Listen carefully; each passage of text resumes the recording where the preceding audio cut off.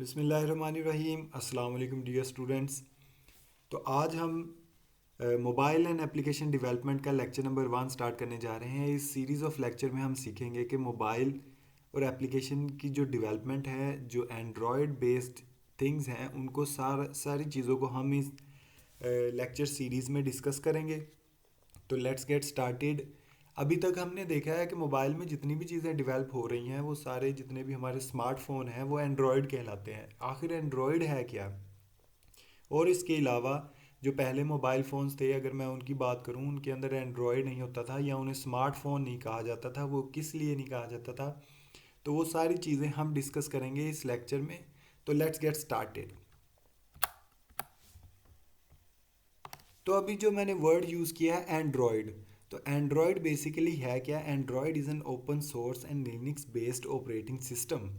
तो सबसे पहले तो हमने ये देखा कि एंड्रॉयड एक ऑपरेटिंग सिस्टम है हमारे पास, जो कि ओपन सोर्स है और लाइनक्स बेस्ड है। लाइनक्स हमारे पास कंप्यूटर के अंदर एक ऑपरेटिंग सिस्टम है जो कि हमें कुछ इस तरीके का फॉर्मेट देता है जिस तरीके से हमारे पास आजकल एंड्रॉयड के अंदर जैसे ऐप्स के आइकन यूज़ होते नज़र आ रहे होते हैं। तो हम अगर ऐप को क्लिक करते हैं तो हमारे पास ऐप ओपन हो जाती है। कोई भी ऐप है, चाहे वो सेटिंग है, चाहे वो फेसबुक है, चाहे वो इंस्टाग्राम है, कोई भी app.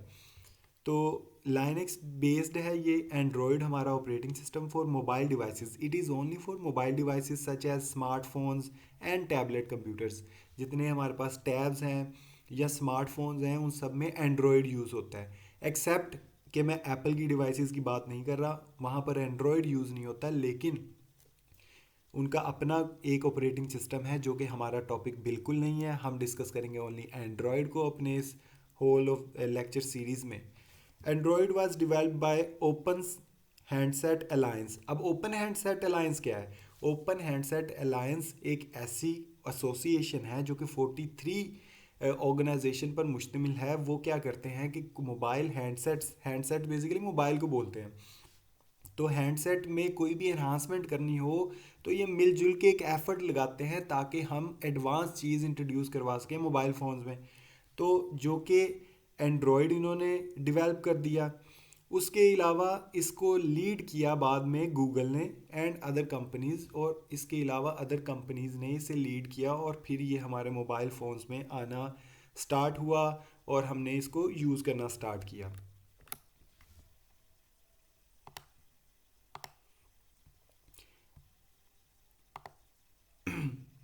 Android offers a unified approach to application development for mobile devices, which means developers need only develop for Android and their application should be able to run on different devices powered by Android.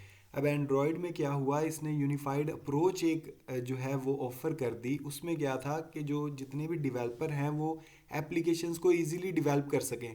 अब जब जैसे मैंने बात की open source की, तो open source का मतलब ये होता है कि एक ओपन सोर्स है, आप वहाँ से जाके किसी भी टाइम उसको यूज़ कर सकते हैं और उसमें डेवलपमेंट कर सकते हैं और उसके अंदर अपनी कंट्रीब्यूशन कर सकते हैं। तो ये बेसिकली ओपन सोर्स का मतलब है। जिस तरीके से हमारे पास और भी बहुत सारी लैंग्वेजेस हैं जो ओपन सोर्स हैं। अब एंड्रॉयड जो है ये one of the open source language है जिसके अंदर जो डेवलपर्स अपनी कंट्रीब्यूशन कर सकते हैं और वो अपने प्रोडक्ट्स को सेल भी कर सकते हैं थ्रू गूगल प्ले स्टोर। और इस तरीके से जितने भी हमारे पास प्ले स्टोर्स जहाँ से हम ऐप्स को डाउनलोड करते हैं, वहाँ पर हम अपनी ऐप को इंट्रोड्यूस भी करवा सकते हैं ताकि यूज़र जो हैं वो आसानी से उसे डाउनलोड करके यूज़ करना स्टार्ट कर दें।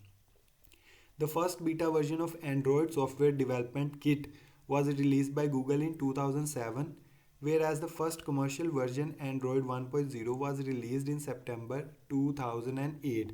तो यहाँ पर जो चीज़ याद रखने वाली है वो ये है Android Software Development Kit। ये एक ऐसी किट है जिसके थ्रू हम एंड्रॉयड के सॉफ्टवेयर्स को डेवलप कर सकते हैं। तो ये रिलीज़ किया गूगल ने 2007 में। Where as the first commercial version, जो इसका कमर्शियल वर्जन जो लोगों के लिए एक वर्जन सॉरी लोगों के लिए जो वर्जन इन्होंने इंट्रोड्यूस करवाया वो था 1.0, जो कि सितंबर 2008 में रिलीज़ हुआ।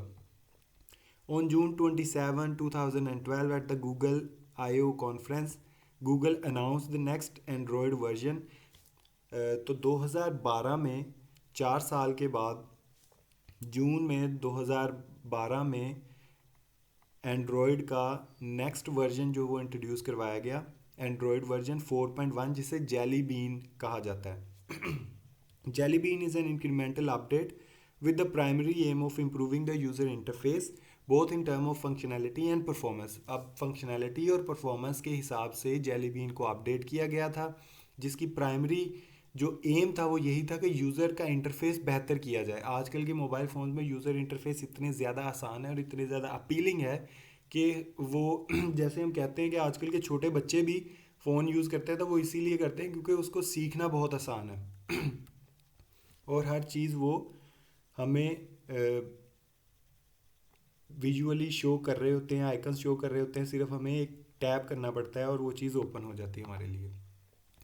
तो दूसरा हमारे पास क्वेश्चन है वाई एंड्रॉयड, हम एंड्रॉयड को ही क्यों यूज़ कर रहे हैं, कोई और लैंग्वेज क्यों नहीं है इसके अलावा।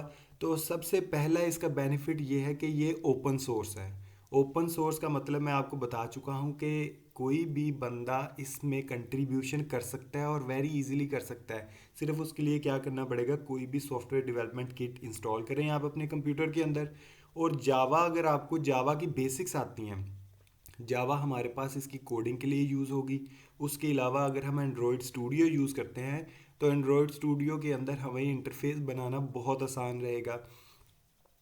लेकिन अगर हम फंक्शनैलिटी परफॉर्म करवाना चाहते हैं डिफरेंट ऐप्स में, तो वो हम जावा को यूज़ करेंगे। तो ये ओपन सोर्स है, ओपन सोर्स कोई भी इसको यूज़ कर सकता है और यूज़ करके इसमें कंट्रीब्यूशन करके इसे इस अपनी ऐप को सेल आउट कर सकता है या किसी भी तरीके से कम्युनिटी की हेल्प कर सकता है। जो फ्री ऐप्स होती हैं बेसिकली वो हेल्प आउट कर रहे हैं आप कम्युनिटी के लिए। उसके अलावा larger developer and community reach, इसमें डेवलपर रीच भी बहुत ज़्यादा है और कम्युनिटी, चूँकि आपके एंड्रॉयड फ़ोन के अंदर ही गूगल प्ले स्टोर है, वहाँ पर आप देख सकते हो कि कौन सी ऐप्स आपके लिए अवेलेबल हैं, आप उन्हें डाउनलोड करके इंस्टॉल करके तो यूज़ कर सकते हो बड़ी इजीली। तो ये इसका दूसरा फ़ायदा है कि जिसके लिए हम एंड्रॉयड को यूज़ करते हैं। इंक्रीज्ड मार्केटिंग, इसकी मार्केटिंग बहुत हाई है। इंटर ऐप इंटीग्रेशन, जैसे डिफरेंट ऐप्स हैं हम उनको आपस में इंटीग्रेट भी करवा सकते हैं। एंड्रॉयड की एक ऐप है, एक फ़ोन पे एंड्रॉयड चल रहा है, दूसरे फ़ोन पे भी एंड्रॉयड, तो बहुत सारी ऐप्स को हम आपस में इंटीग्रेट भी करवा सकते हैं। Reduce cost of development, development की कॉस्ट भी इसमें रिड्यूस हो जाती है। एज़ कि अगर आप कहीं पे सॉफ्टवेयर डेवलपमेंट की जॉब कर रहे हो या आपके पास डिफरेंट कोड्स आपने पहले प्रोड्यूस किए हुए हैं, तो आप उनको रीयूज़ कर सकते हो।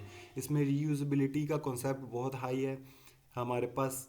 आप देख सकते हो कि ये जैसे वेब के अंदर क्या होता है, वेब के अंदर एक वेबसाइट, हम उस वेबसाइट को बोलते हैं जिसके अंदर web pages, combination of web pages होते हैं। तो यहाँ पर क्या होगा, एक्टिविटीज़ की कॉम्बिनेशन होगी। वो एक्टिविटीज़ क्या होती हैं वो हम नेक्स्ट लेक्चर में आगे डिस्कस करते रहेंगे।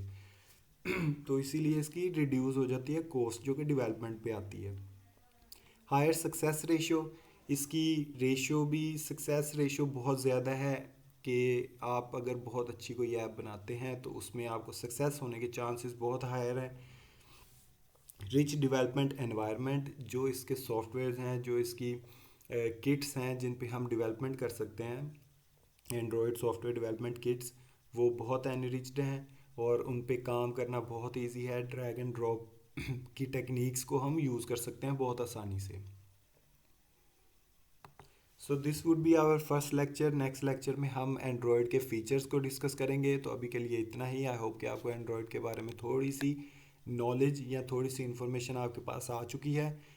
हम आहिस्ता आहिस्ता करके इसकी बेसिक जो थ्योरी है उसको कवर करेंगे पहले, फिर उसके बाद तमाम इसके प्रैक्टिकल्स ही होंगे हमारे पास। तो मिलते हैं नेक्स्ट लेक्चर में, तब तक के लिए अल्लाह हाफिज़।